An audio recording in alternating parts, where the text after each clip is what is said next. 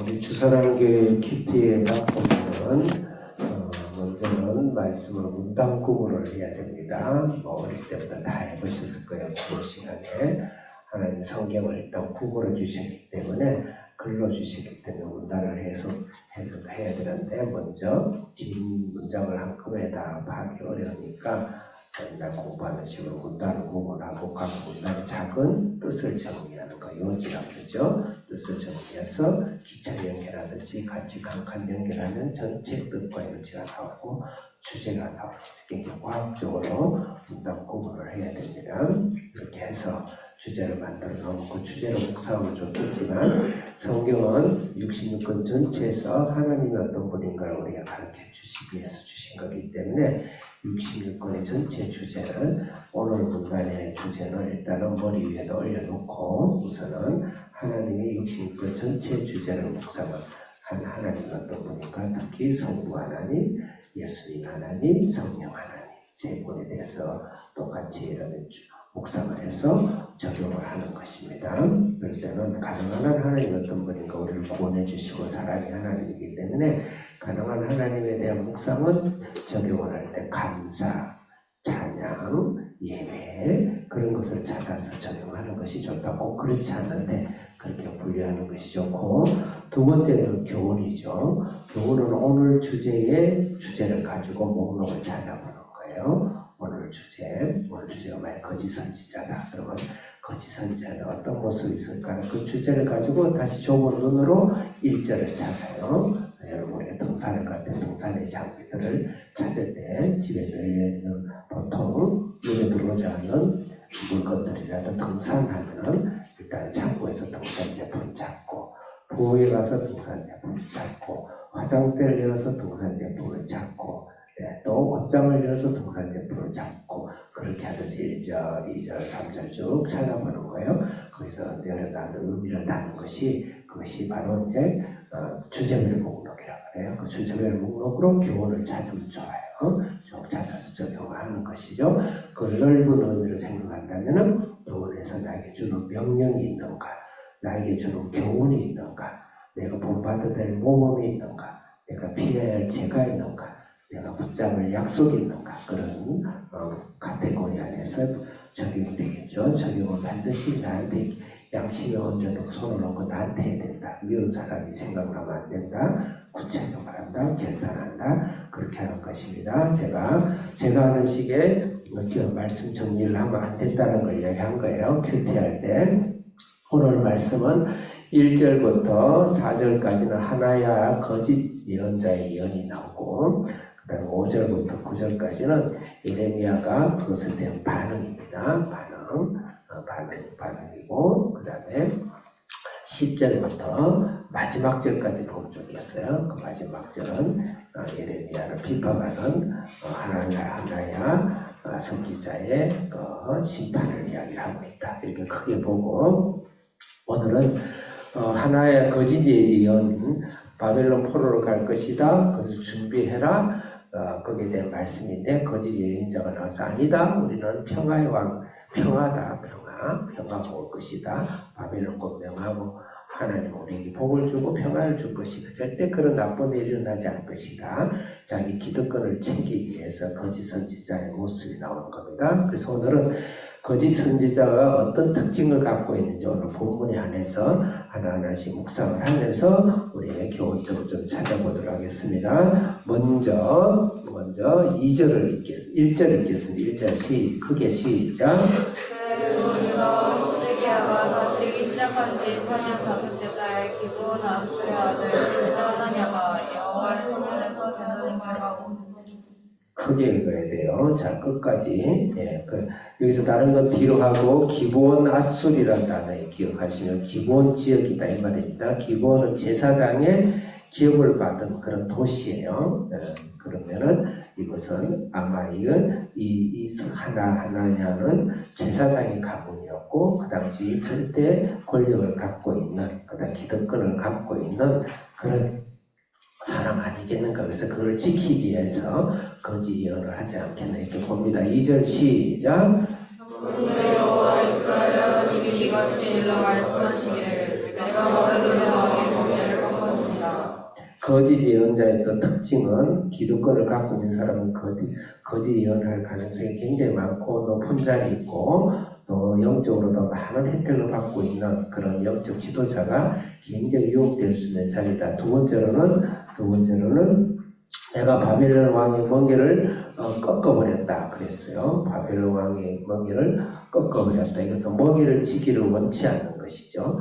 십자가를 지기를 원치 않는 거예요. 십자가를 멍에를 부인하는 것인데 바벨론 왕의 멍에를 부인한다 하는 것이죠. 멍에를 지어야 돼요. 멍에는 우리는 십자가의 멍에를 지고 나의 옛자아와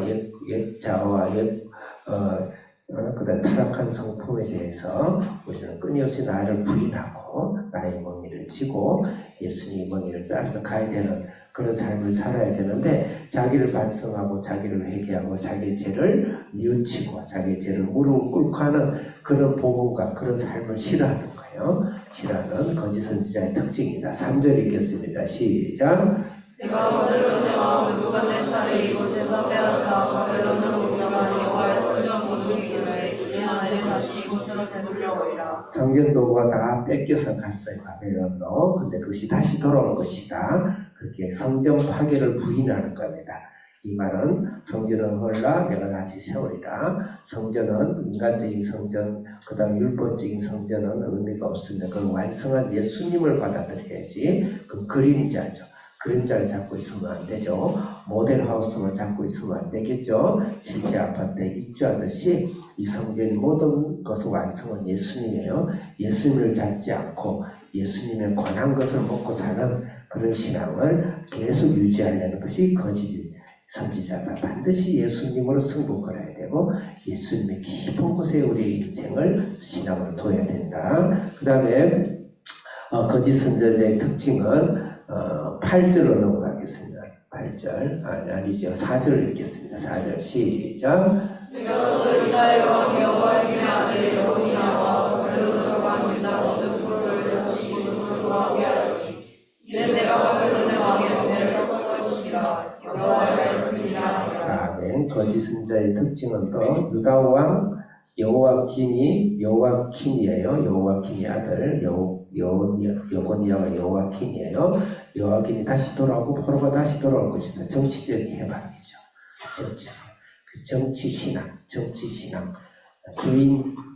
개인 구원이 아니라 사회 구원을 부르짖는 사람들 굉장히 무서운 거예요. 사회 구원 자체가 잘못됐다는 게 아니에요. 그건 개인 구원, 예수님의 구원, 예수님 십자가의 피의 보혈로 사회가 정화되고 사회가 변화되고 복음을 전하기 위해서 이 사회가 혜택을 받도록 해야지.